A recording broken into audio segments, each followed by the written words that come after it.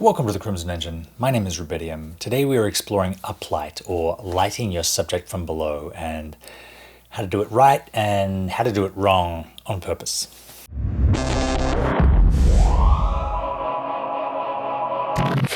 Uplight typically gets a bad rap. It's seen as sort of more horror lighting or, undesirable, unflattering lighting, but there are lots of circumstances in which uplight can be the right tool for the job. Let's start with looking at how it's misused and then look at how to use it correctly.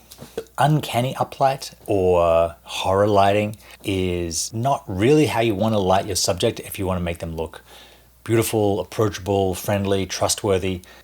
It really distorts the features of my face and makes me look unrecognizable in a lot of ways. The more on axis it comes, meaning the closer to the camera's line to the subject, the less distorting it is, with the final kind of uplighting being, right here. That's as much as I can get away with. And you see, if I point my nose down, it's just sort of frontal lighting. It's not uplighting anymore. If it's right here, if it's extreme uplighting like this, it looks like a Boris Karloff movie. It's not really what you want to do. Some people use uncanny uplighting as a subtle foreshadowing of what that character is going to be. So maybe we see the hero's best friend or partner in an early scene and they're uplit from a computer or a car dashboard, and it subtly foreshadows that they're gonna they're gonna be the villain of the piece. They're gonna make a turn for the worse. Beauty uplighting is also known as clamshell uplighting, is when you do your key and your fill from opposite sides, usually key from above and fill from below, and you have them at an equal ratio. This gives a perfectly even illumination to your subject, and it means that every little shadow in their face will be totally filled out, and they'll be clean and smooth and perfectly balanced. This is what cosmetic companies do for uplighting. Typically, to do clamshell lighting, you use a bounce so that you're not putting a second reflection in the person's eye. But if you do choose to use a second reflection, it can be termed what's called emotional uplighting. You see it a little bit in my eye here.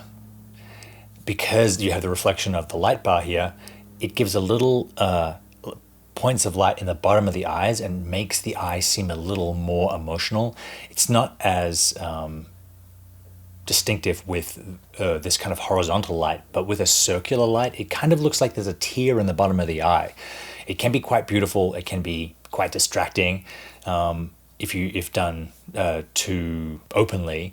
But a lot of the time I like to use it to give a person or an emotional scene more impact. A final type of uplighting to explore is fill uplighting, filling from below instead of filling from the side, behind camera, or the opposite side from the key. This is essentially what I do in my videos here. You see, if I take my uplight out, I have a lot less fill in my face and it's distorting. If I were to fill from the other side of my face, it's not bad, but I just find it a little too shapeless. When you fill from below, I just like that effect better and it's easier for me. Something I've seen more and more Hollywood movies do recently is put an uplight on the bottom of the matte box. So here you have your matte box, it slides onto your rails. They put a strip of LEDs along the bottom, either of the matte box itself or on the French flag, and they use that to illuminate their subjects or fill in the subjects, and it also gives that slight emotional uplight, but it's very small. It's more of just an eye light. It's a nice way to get an eye light in that doesn't add to the top-downness of the key and put more shadows in the eyes. And it's a great way to not have to set another light and be in the way. That's a quick little look at uplighting and how you can use it. I encourage you to experiment with it, find out what works for you. Thank you very much for watching. I will see you next time.